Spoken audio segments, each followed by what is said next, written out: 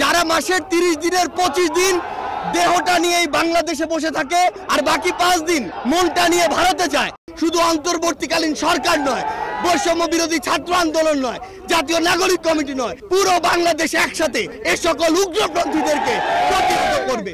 এই বাংলাদেশের মুসলমান যারা রয়েছে শান্তিপ্রিয় মুসলমান, এই বাংলাদেশের মুসলমান যারা রয়েছে তারা আসলে যেমন নিজেদের ধর্মের প্রতি তাদের সহানুভূতি রয়েছে, অন্যান্য ধর্মের যারা রয়েছে তাদের প্রতিও তাদের সহানুভূতি রয়েছে। কিন্তু এই সহানুভূতিকে ব্যবহার করে কেউ যদি নিজেদের ওই ভারতে বসা চক্রান্ত, যারা মাসের 30 দিনের 25 দিন দেহটা নিয়ে বাংলাদেশে বসে থাকে আর বাকি 5 দিন মনটা নিয়ে ভারতে যায়, সেখানে চক্রান্ত করে এবং সেই চক্রান্তের এক্সিকিউশন এই বাংলাদেশে এসে ঘটায়, সে সকল উগ্রবাদী হিন্দুদেরকে প্রতিহত করার জন্য আমাদের মনে বিন্দুমাত্র সহানুভূতি থাকবে না।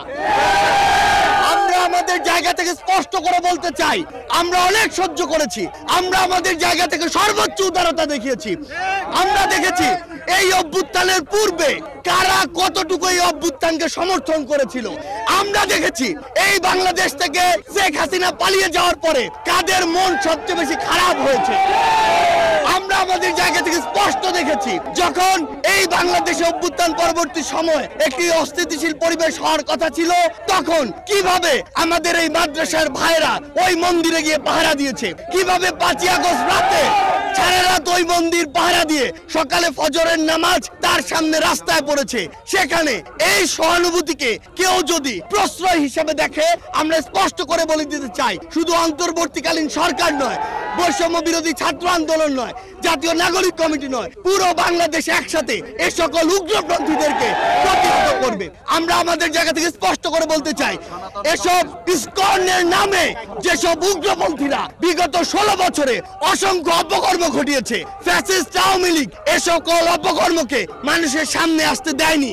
তারা ইসকনের এই সকল অপকর্মকে মদত দিয়েছে, প্রশ্রয় দিয়েছে, আশ্রয় দিয়েছে, লুকিয়ে রেখেছে। কিন্তু তাদের চরিত্র কি, তারা কিভাবে মানুষকে জবাই করে, এই দৃশ্য আমরা গতকালকে দেখেছি। আমরা আমাদের জায়গা থেকে স্পষ্ট করে বলতে চাই, বাংলাদেশের মানুষ যেমন সকল ধর্মের প্রতি সহানুভূতিশীল, একইভাবে সকল উগ্রবাদীদের বিপক্ষে তাদের রক্ত গরম হয়ে সর্বোচ্চ অবস্থানে যেতে, তাদের বিরুদ্ধে দাঁড়াতে, তাদের প্রতিহত করতে বিন্দুমাত্র দ্বিধা করবে না।